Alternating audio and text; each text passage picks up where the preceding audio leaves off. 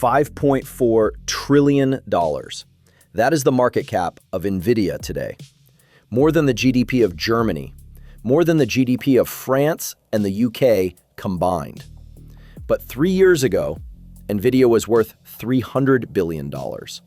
So in 3 years, its valuation grew by 1,400%, the fastest jump in the history of any company. And here is the question nobody wants to answer honestly.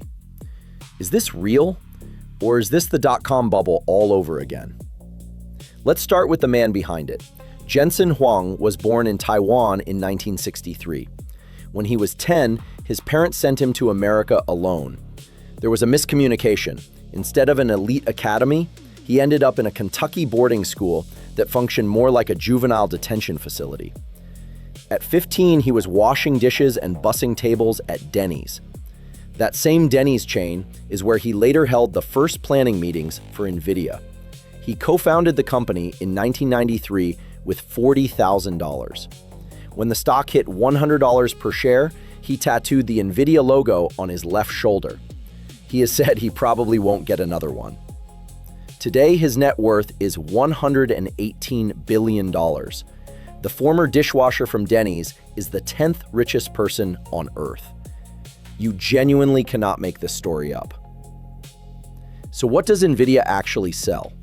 For 20 years, graphics cards for video games. Nothing more. Good cards, but nothing special in the grand scheme of things.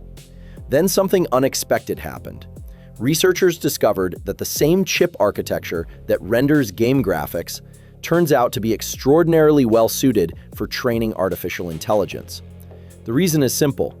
AI needs millions of simple calculations happening simultaneously, and that is exactly what a GPU was built to do. Nvidia didn't pivot to AI. They were already building the thing the world needed. They just didn't know it yet. During the gold rush, most miners found nothing, but the person selling shovels got rich every time. Nvidia sells shovels. While other companies are selling an invisible, painted future, Nvidia sells the physical infrastructure on which that future will actually be built. Now, why Nvidia and not AMD? Why can't someone just build a better chip and take the market? AMD is trying. Their MI300X is a real product.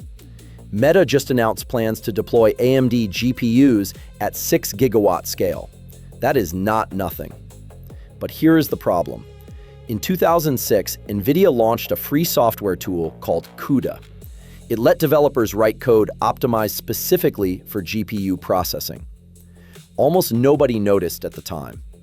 Today, CUDA has 4 million developers.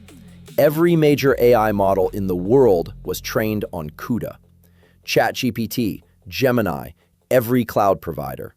Switching away from Nvidia doesn't just mean buying different hardware. It means rewriting millions of lines of code, retraining thousands of engineers, and rebuilding entire infrastructure stacks from zero. Even China, with unlimited state resources and every reason to build an alternative, has failed. Their version from Huawei simply isn't competitive. There is no alternative to CUDA. That is why Nvidia controls 80% of the AI chip market. And that is why AMD, despite real products and real investment, is still stuck at 10 to 15%. But Nvidia is no longer just a company. It is a geopolitical weapon. The US government classified Nvidia chips, H100, H200, Blackwell, as strategic assets. Export to China? Banned. The logic is straightforward. Access to these chips determines who can build advanced AI. Advanced AI determines military capability. So whoever controls Nvidia chips controls who can and cannot build next-generation weapon systems. In 2025, Nvidia was building AI supercomputers for the US Department of Energy, directly supporting nuclear weapons simulation programs. Jensen Huang is caught between two worlds. China represents $50 billion in potential revenue. Gone. He lobbies Washington constantly to ease restrictions. He says in interviews that he loves America. He also clearly loves money. He has to balance patriotism against personal gain, and he doesn't really have a choice. Washington uses Nvidia to pressure even its own allies. ASML, the Dutch company that makes the machines needed to manufacture advanced chips, stopped selling to China because the US told them to. The optics inside those machines come from a German company called Zeiss, also not selling to China, because the US said no. The entire semiconductor supply chain is a Western puzzle, and China doesn't have the pieces.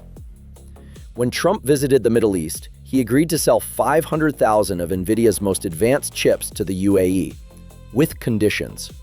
The chips stay under US government oversight. The UAE must invest billions back into America. That is what it means to own Nvidia. You can use it to make geopolitical deals that have nothing to do with semiconductors. Now here's the part that should make you uncomfortable. The biggest risk with Nvidia is not China. It is not AMD. It is the money going in circles. In September 2025, Nvidia agreed to invest $100 billion into OpenAI to fund new data centers. In return, OpenAI committed to equipping those data centers with millions of Nvidia GPUs. Almost simultaneously, OpenAI signed a $300 billion deal with Oracle for more data centers. Oracle then spent billions buying Nvidia chips for those same facilities. Follow the money. Nvidia invests in OpenAI. OpenAI buys Nvidia chips. OpenAI pays Oracle. Oracle buys Nvidia chips. The money goes around in a loop, and every loop inflates Nvidia's revenue numbers. During the dot-com bubble, companies did exactly the same thing. They bought advertising from each other to show revenue growth. When one link in the chain broke, they all collapsed. Total AI capital spending in the US is projected to exceed $500 billion in 2026 and 2027. American consumers currently spend $12 billion per year on AI services. That gap, $500 billion going in versus $12 billion coming out, is the number nobody in the industry wants to talk about. In January 2025, a Chinese chatbot called DeepSeek claimed it could train AI using far fewer chips than ChatGPT. Nvidia's stock dropped 17% in a single day. $600 billion in market cap, gone. That is more than the combined value of Intel and Oracle. The drop recovered, but think about what that moment revealed. One news story, which later turned out to be partially overstated, destroyed $600 billion in hours. Is that a healthy market? That is a market priced for perfection and terrified of anything that isn't. Nvidia is like Bitcoin in that sense. When it catches a cold, the entire market gets sick. So, is Nvidia a bubble? Here's the honest answer. It is not like the dot-com companies. It has real revenue, $215 billion last year. Real cash flow, $96 billion. Real products that Google, Microsoft, Amazon, and Meta literally cannot function without. During the dot-com crash, the market cleaned itself out. The empty companies with no revenue and no business model went bankrupt. But the real ones, Amazon, Qualcomm, Booking, survived and eventually dominated. Nvidia already survived the dot-com crash. It survived the crypto crash. It survived DeepSeek. But it trades at 45 times earnings. Its revenues are partially built on circular money flows between the same handful of companies. And it represents 8% of the entire S&P 500, a concentration that hasn't been seen in decades. Maybe the bubble doesn't pop. Maybe it just deflates a little. The question is, do you want to be holding it when that happens?